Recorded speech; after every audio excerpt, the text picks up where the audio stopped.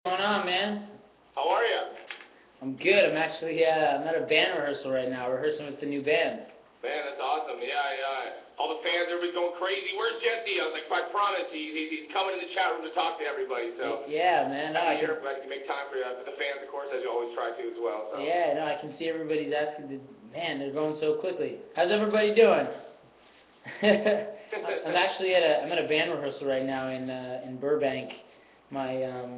We're rehearsing a bunch of new material for all the radio shows that are coming up. I got Z100 New York happening in New York, and a bunch of other shows on the East Coast, and just rehearsing with a new group of guys. Man, they're pretty amazing.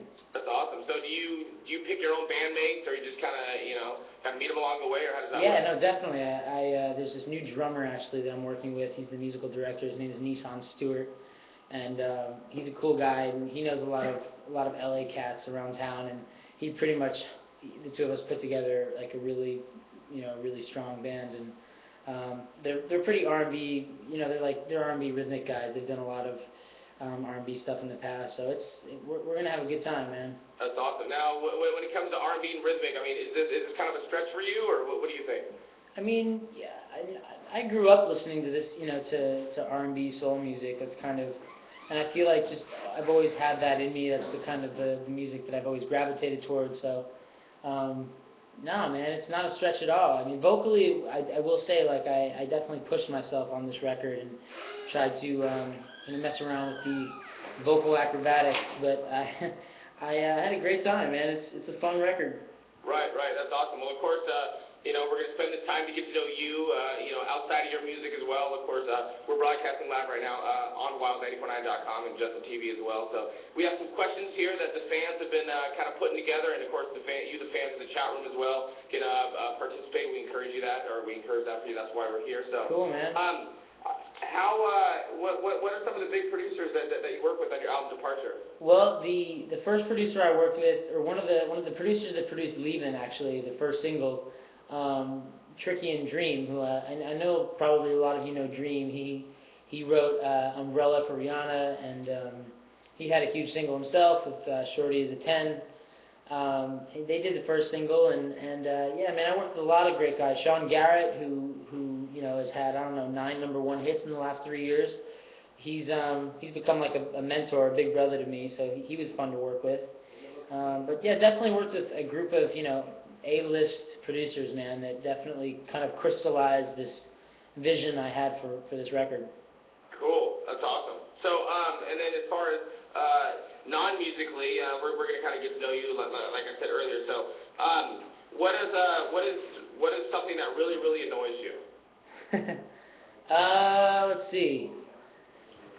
I can't stand when women file their fingernails. Drives me nuts, man. Like, I mean, like, if you're right, like, you mean in person? Or like, if I'm sitting somewhere, well, especially at, like, a table, like a dining room setting, when I'm trying to eat. Right.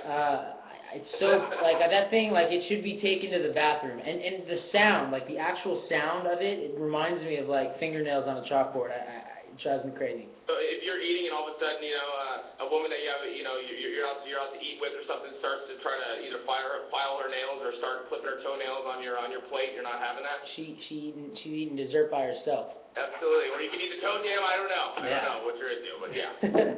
So. Cool, man. And of course, the album, tell us about the album. I mean, we just heard about the producers and stuff. What else you got on it?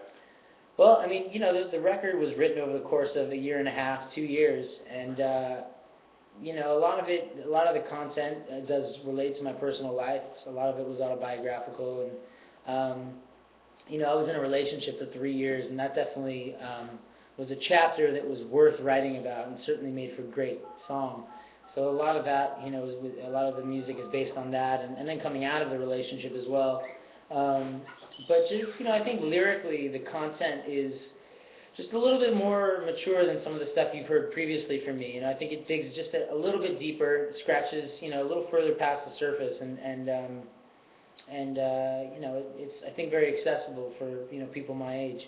Right. Now when you said that you were in a relationship, how long ago did you guys break up? Over a year ago. Okay. So was that your first heartbreak? It was my first, it was my first full-time gig. I signed the contract on that one. Really? Yeah, I was.